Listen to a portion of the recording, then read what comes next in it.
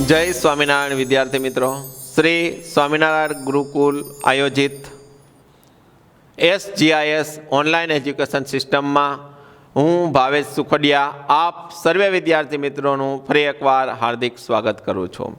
विद्यार्थी मित्रों, आगळना लेक्चर में आपणे जोई गया छीए के केवी रीते पेरेग्राफ बने छे, इनडायरेक्ट स्पीचना पेरेग्राफ केवी रीते बने छे एना विषे आपणे जोयुं। तो हवे आपणे पाछा एना ज पेरेग्राफ जोवाना छे के भाई अगाऊ हवे पेरेग्राफ आगळ केवी रीते बनशे।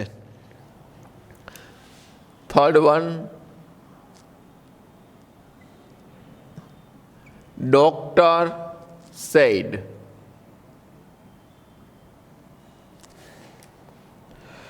Do you get sound sleep? Do you get sound sleep?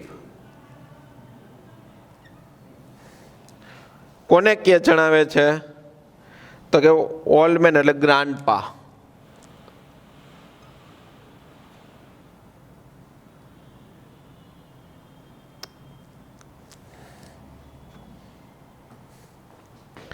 Old man, only sometime.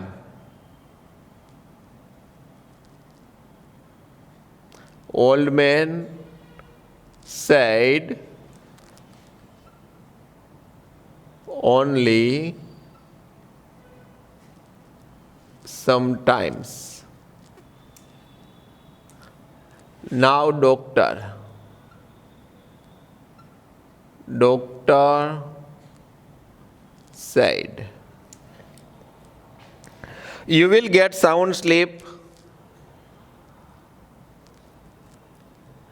You will get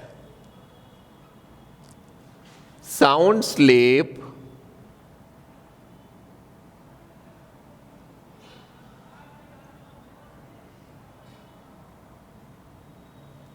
with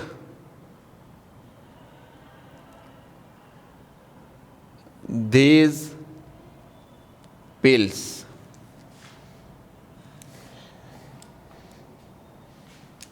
Old man said,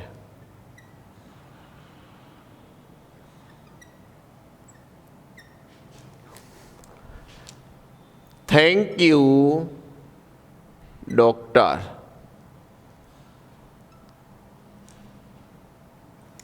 ready? તો આ પેરેગ્રાફને આપણે હવે જોવાનો છે। તો જોઈએ, બોલે છે કોણ? ડોક્ટર। હવે એની અંદર વાક્ય આપેલું છે, વાક્યના અંતે અલ્પવિરામ કરેલું છે અને ત્યાર પછી ગ્રાન્ડપા આપેલું છે।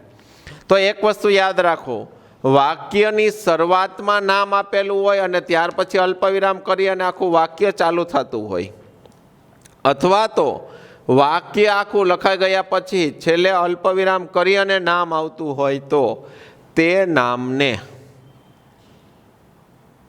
સાંભળનાર તરીકે લેવું। ઓકે? તો બોલે છે ડોક્ટર, વાક્ય પ્રશ્નાર્થ છે એટલે આરવી તરીકે આસ્ક્ડ। હવે સાંભળનાર ઓલ્ડ મેન અથવા તો ગ્રાન્ડપા ગમે તે તમે લખી શકો છો, ઓલ્ડ મેન। હવે ઓલ્ડ મેન અથવા ગ્રાન્ડપા એ તો નર જાતિ થઈ। હવે ડૉક્ટર આપેલું છે તો ડૉક્ટરમાં લેડીઝ એ હોય ને જેન્ટ્સ એ હોય, બરાબર છે? તો આપણે અહીંયા શું કરશું? બંનેને નર જાતિ તરીકે લઈશું।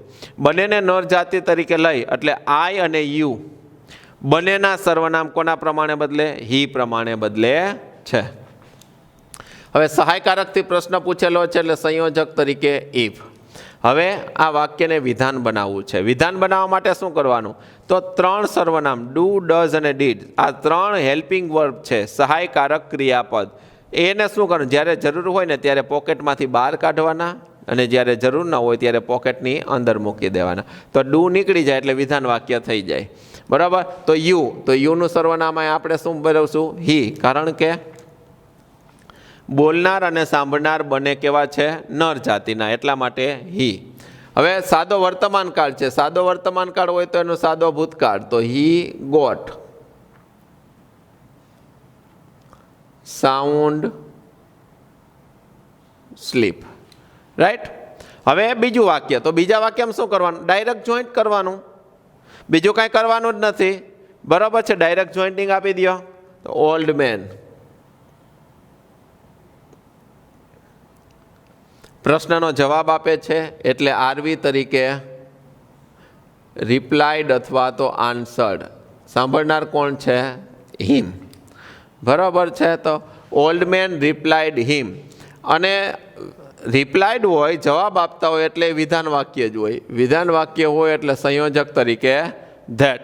બરાબર. ઓનલી સમટાઈમ, આ કેવું વાક્ય છે? અધૂરું વાક્ય છે. તો અધૂરા વાક્યને આપણે પૂર્ણ વાક્યમાં રૂપાંતર કરવાનું હોય છે. બરાબર. તો કોના પ્રમાણે? ઉપલા વાક્ય પ્રમાણે. તો ઉપરના વાક્ય પ્રમાણે લખી નાખો. He got sound sleep only sometimes.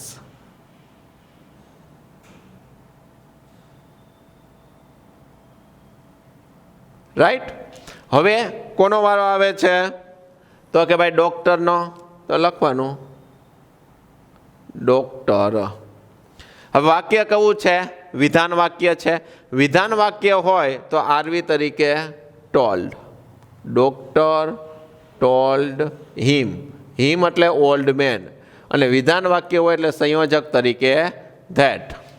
હવે યુ, તો યુનું શું થઈ જાય અહીંયા? હી. શા માટે હી થયું? કારણ કે બોલનાર અને સાંભળનાર બંને ત્રીજા પુરુષના છે. રાઈટ. તો હી વિલનું વુડ, અને શેલ, વિલ, શુડ, વુડ આ બધા શું છે? સિમ્પલ મોડલ ઓક્ઝિલરી છે.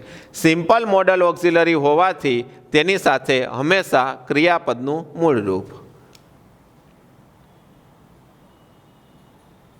સાઉન્ડ સ્લીપ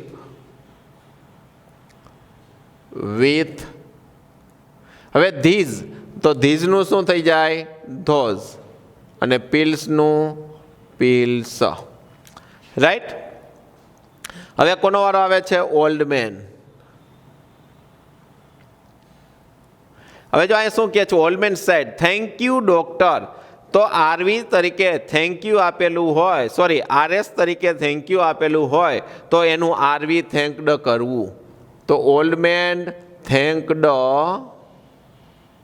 હિમ અથવા તો ડોક્ટર, કોઈ પણ તમે લખી શકો છો, કારણ કે બંને એક જ છે. રાઈટ. તો વિદ્યાર્થી મિત્રો, આપણે અહીંયા શું કર્યું? તો કે ભાઈ એક જ વસ્તુ, જે છૂટા વાક્ય હતા એને ભેગા કરતા ગયા, ક્રમશઃ લખતા ગયા લાઈન. બરાબર. એક મૂકીને એક લાઈનમાં નહીં, ક્રમશઃ જ્યાંથી વાક્ય પૂરું થાય ત્યાંથી એને જોઈન આપી અને ક્રમશઃ આપણે ઝીગઝેગ જેમ અવસ્થામાં લખવા લાગ્યા. હવે એના પછી farmer,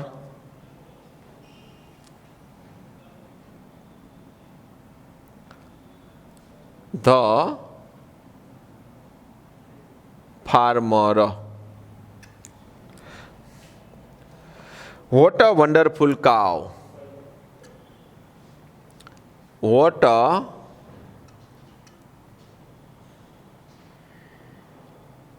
wonderful cow.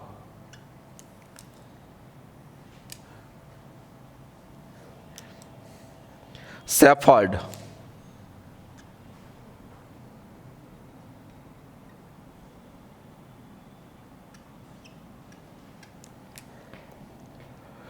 It is from New Zealand.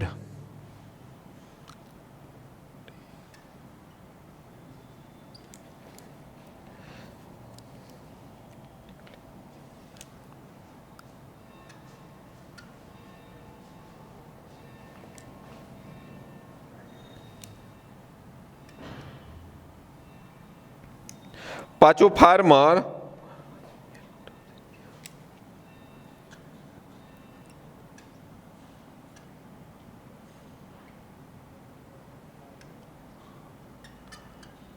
How much milk does it give in a day?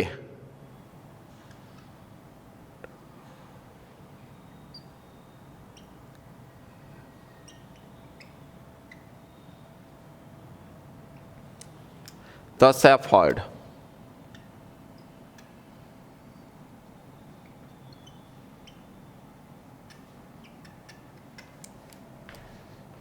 $25 liters.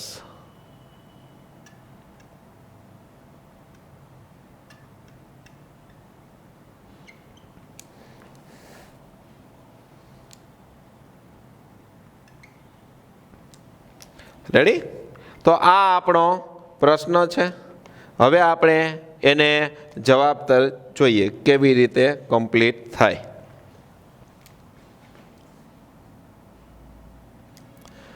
The farmer.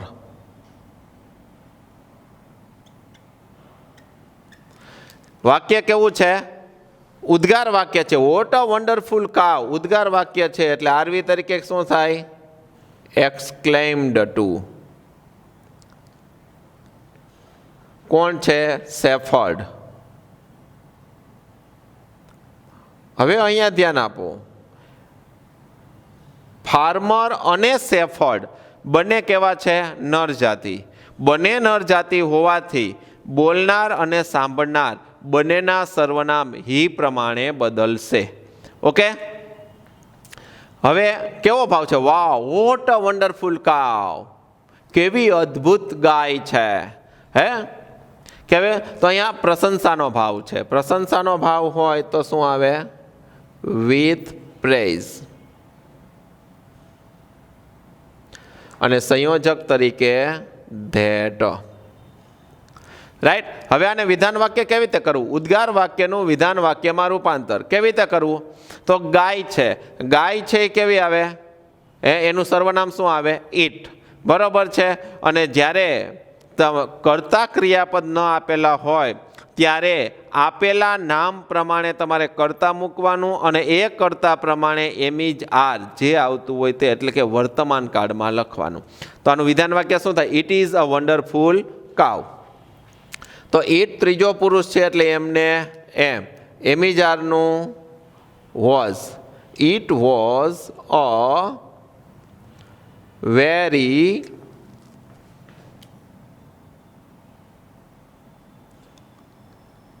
Wonderful કાવ.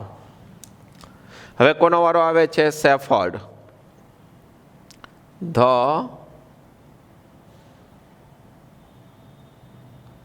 શેફર્ડ. વાક્ય કેવું છે? વિધાન વાક્ય છે. વિધાન વાક્ય છે એટલે આરવી તરીકે ટોલ્ડ. સાંભળનાર ફાર્મર એટલે એનું સર્વનામ હિમ અને સંયોજક તરીકે ધેટ.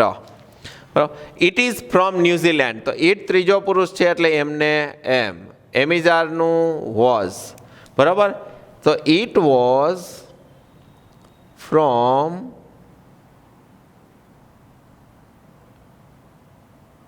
ન્યુઝીલેન્ડ.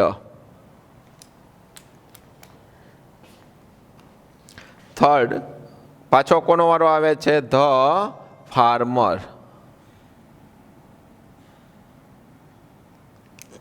રાઈટ? હવે વાક્ય કેવું છે? How much milk does it give એટલે કે પ્રશ્નાર્થ વાક્ય છે. પ્રશ્નાર્થ વાક્ય હોય તો આરવી તરીકે શું આવે? આસ્ક્ડ. તો ફાર્મર આસ્ક્ડ હિમ. હવે જો હાઉ મચથી પ્રશ્ન પૂછ્યો છે, હાઉ મચથી પ્રશ્ન પૂછેલો એટલે સંયોજક તરીકે હાઉ મચ. બીજી વસ્તુ, how much, how many, whose અને વિચ આ ચાર પ્રશ્નાર્થ સર્વનામ એવા છે કે તેની સાથે હંમેશા કર્મ જોડાયેલું હોય છે. તો આપણે લખી લેવાનું કર્મ પણ સાથે જ. How much milk. રેડી? હવે આનું વિધાન વાક્ય શું થાય? તો આ ડઝ છે કારણ કે 3 સહાયકારક ક્રિયાપદ ડુ, ડઝ અને ડીડ જ્યારે જરૂર હોય ત્યારે ખિસ્સામાંથી બહાર કાઢવાના, જ્યારે જરૂર ન હોય ત્યારે ખિસ્સામાં મૂકી દેવાના. બરાબર છે. અહીંયા ડઝ નીકળી ગયું તો વિધાન વાક્ય થઈ ગયું ઇટ ગીવ. તો ઇટ ત્રીજો પુરુષ છે એટલે એમને એમ. હવે ડઝ આવે છે એટલે સાદો વર્તમાન કાળ. તો સાદા વર્તમાનનું સાદો ભૂતકાળ શું થાય? ગીવનું ગેવ ઇન અ ડે. હવે કોનો વારો આવે છે? The shepherd.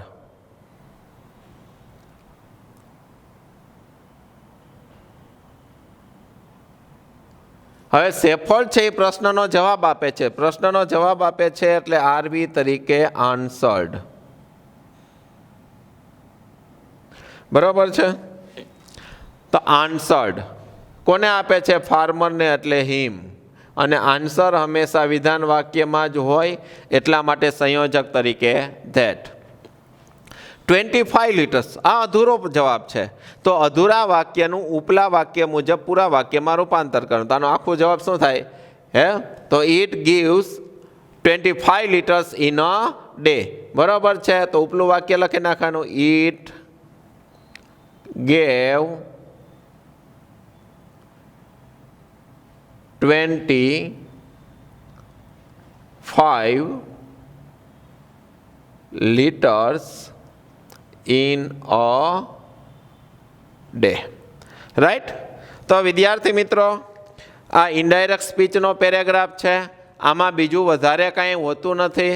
માત્ર અને માત્ર છૂટા વાક્યને ભેગા કરતા જવાના અને વાક્યના નિયમ પ્રમાણે જે પ્રકારનું વાક્ય આપેલું હોય એ પ્રકારના નિયમ પ્રમાણે આપણે બદલતું જવાનું અને આગળ વધતું જવાનું. જેવી રીતે આખો પેરેગ્રાફ કમ્પ્લીટ થાય છે અને આપણું ઇનડાયરેક્ટ થઈ જાય આવી રીતે. ઓકે.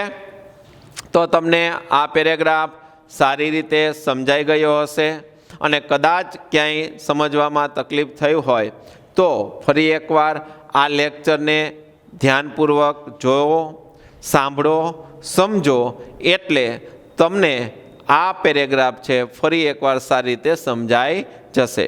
વધુ પેરેગ્રાફ છે એ આપણે આવતા લેક્ચરમાં જોઈશું. ત્યાં સુધી જય સ્વામિનારાયણ.